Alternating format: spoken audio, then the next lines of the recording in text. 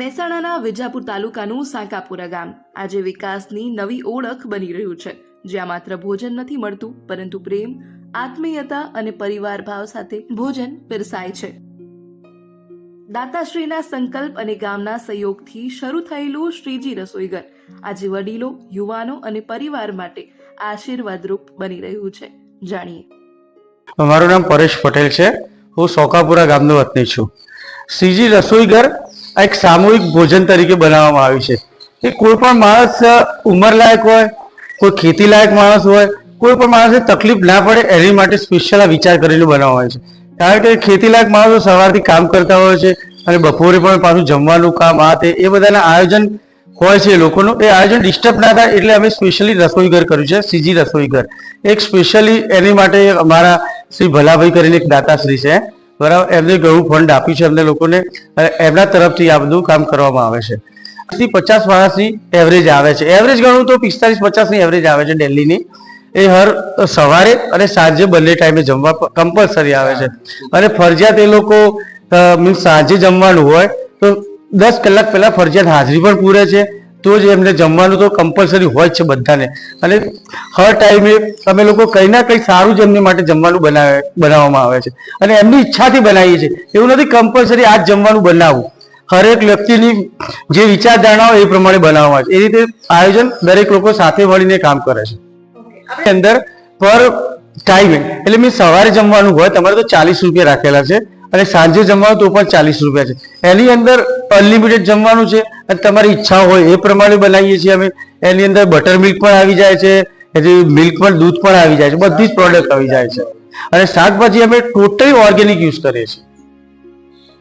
આપણે જે તમે શાકભાજી જાતે વાવો છો એના વિશે જણાવો. શાકભાજી વાવવાની અંદર ટોટલી ઓર્ગેનિક શાકભાજી તો ફર્સ્ટ અમે વાવીએ છીએ. એ જે અમારા ત્યાં બહેનો આવે છે જમવા, જે ગામની બહેનો અહીંયા જે ડેલી જમવા આવે છે, એ પોતે જ વાવણી કરે છે, એ પોતે જ શાકભાજીને છોડ મોટો કરે છે અને પોતે જ શાક બનાવે છે. એમનું ટોટલી કામ જ એમનું ખાલી ઓનલી ફોર એ સેવા માટેનું જ કામ છે, બીજું કંઈ જ કામ નથી.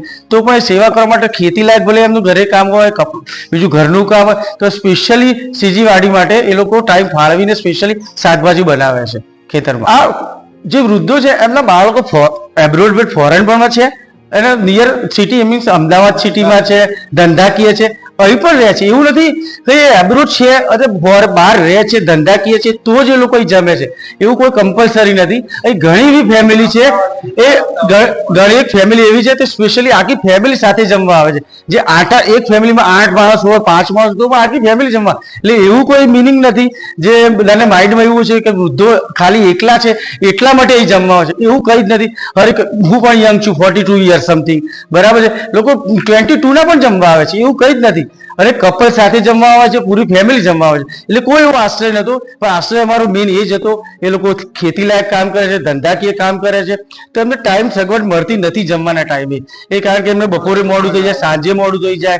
એ સગવડ પૂરી કરવા અમારો ખાસ હેતુ હતો. અને બીજો ખાસમાં ખાસ હેતુ એ અમારો હતો, બધા સાથે મળીને જમે. આજે કોઈ પણ ફેમિલી હોય તો આપ શું વિચારો, મીન્સ ઘરવાળા આવે, મમ્મી આવે, પપ્પા આવે, અમે એક સાથે સૌ પરિવાર સાથે જમીએ. આ એક અમારો પરિવાર છે. એ પરિવારના હેતુથી અમે આ બનાવ્યું છે, સાથે જમીએ અને સાથે આનંદ લઈએ.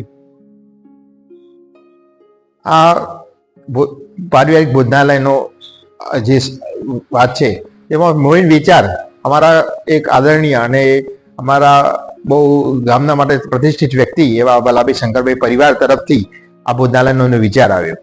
એમને ઘણી બધી ગામની સંસ્થાઓ ઊભી કરેલી છે. એમાં એક એમને આ મૂળમાં એક નવું પીંછો ઉમેરવાનો એમનો પ્રયત્ન કર્યો. એમને એક વિચાર મૂક્યો અને ગામ લોકોએ આ વિચારને ફરીભૂત કરવા પ્રયત્ન કર્યો. અને એમને અમુક મોટું એમનું દાન રહેલું છે.